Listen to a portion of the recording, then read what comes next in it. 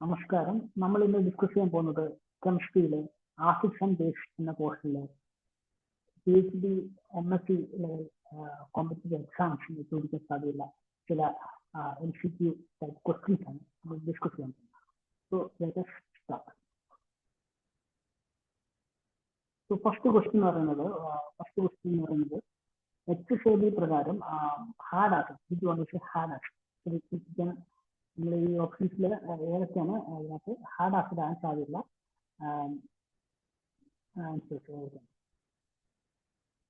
നമുക്ക് തന്നിട്ടുള്ളത് HCl പ്രകാരം ഹാർഡ് ആസിഡ് ആകണമെങ്കിൽ അതെന്തായിരിക്കണം, അതിന്റെ സൈസ് എന്തായിരിക്കണം? സൈസ് ഷുഡ് ബി സ്മോൾ ആയിരിക്കണം. സൈസ് സ്മോൾ ആയിരിക്കണം. അതുപോലെ തന്നെ അതിന്റെ ചാർജ് എന്തായിരിക്കും? ഹൈ ആയിരിക്കണം. നമുക്കിവിടെ തന്നിട്ടുള്ളത്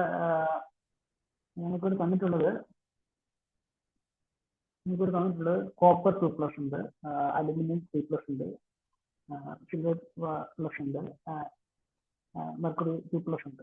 ഇത് കമ്പയർ ചെയ്യുകയാണെങ്കിൽ അലുമിനിയത്തിന്റെ ചാർജ് എന്താണ്? ചാർജ് ഡെൻസിറ്റി ആയിരിക്കും ഏറ്റവും ഹൈ ആയിട്ട് വരുന്നത്. അത് 3 ആണ്. പിന്നെ അതുപോലെ തന്നെ ഇതിന്റെ സൈസ് കമ്പയർ ചെയ്യുകയാണെങ്കിൽ കോപ്പറിന്റെയും അലുമിനിയത്തിന്റെയും അല്ലെങ്കിൽ ഇതിന്റെ സൈസ് സിൽവറിന്റെ ഒക്കെ സൈസ് കമ്പയർ ചെയ്യുമ്പോൾ ഏറ്റവും സൈസ് കുറവായിരിക്കും ഇതിനായിരിക്കും അലുമിനിയത്തിന്. അത് കാരണമാണ് HCl പ്രകാരം ഈ കമ്പയർ ചെയ്യുമ്പോൾ ഹാർഡ് ആസിഡ് 3+ എന്നുള്ളത് ഹാർഡ് ആസിഡ് ആണ് കാരണം. ഓക്കെ, ഈ സെക്കൻഡ് ക്വസ്റ്റ്യൻ നോക്കാം. which statement describe the preference for bonding? അപ്പം എന്താണ് best statement for bonding in HCl theory? അപ്പം 4 ഓപ്ഷൻസ് ഉണ്ട്. Hard acid prefer to bind with soft acid bases, soft acid prefer to bind with hard bases. Actually ഈ ബോണ്ടിന്റെ കാര്യം പറയുകയാണെങ്കിൽ hard acid will always bind with hard basis.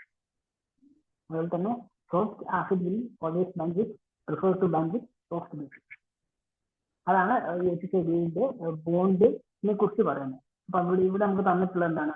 Hard acid prefer to bind with hard bases. അർത്ഥം ഹാർഡും എപ്പോഴും ശരിയായിട്ട് join ചെയ്യുന്നു. Soft എപ്പോഴും കമ്പൈൻ ചെയ്യാൻ പറ്റും, അത് മിക്സ് ആകാൻ പറ്റില്ല.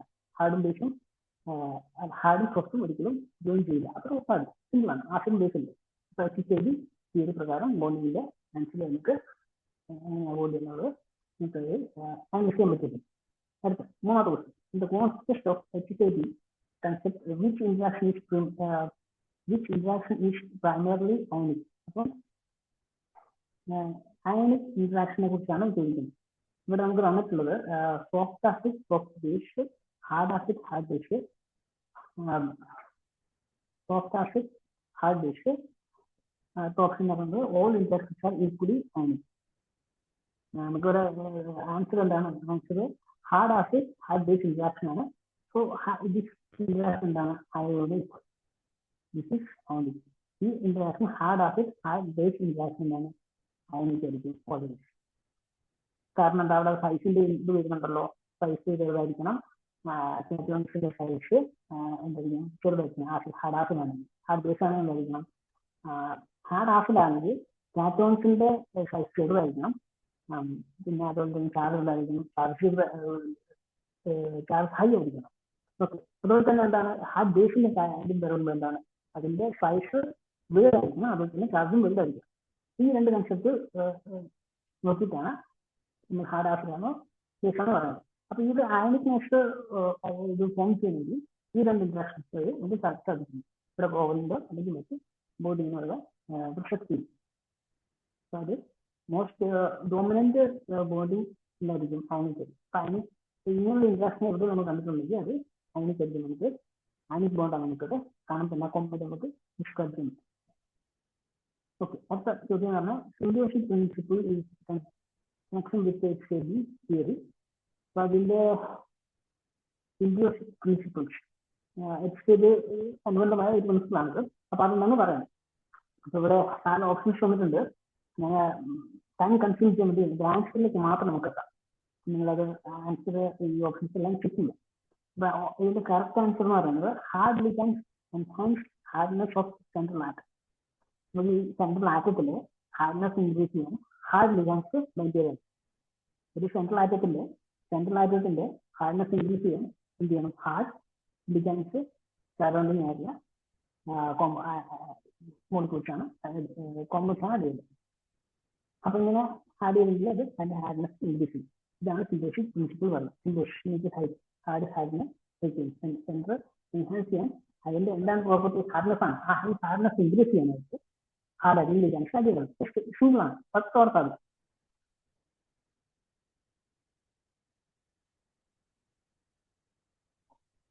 Okay. After choosing, which of the following is classified as broader line hashing according to HCG concept? So bordered line. Okay. Borderline hashing. So hard hashing in the soft hashing in between another hard borderline. So hard completely soft. So in between ആണ് borderline. So അങ്ങനെ ഇതിനെ compounds എടുക്കണം. ഇതിനകത്ത് from our options B3 Na plus Sp2 plus NH plus. ഇതിന്റെ answer പറഞ്ഞാൽ Sp2 plus ആണ്. അപ്പൊ അത് ഹാർഡും എല്ലാം NH ഓക്സൈഡ്. അപ്പൊ അതാണ് അതിന്റെ answer. Which property is not typically associated with soft acid? Soft ആസിഡ്സിന്റെ പ്രോപ്പർട്ടി അല്ലാത്തത് നോട്ട് ആ ചോദിച്ചേക്കുന്നത് കൃത്യമായിട്ട് നിങ്ങൾ അനലൈസ് ചെയ്യണം, എന്നിട്ടാണ് ആൻസർ ചെയ്യുക.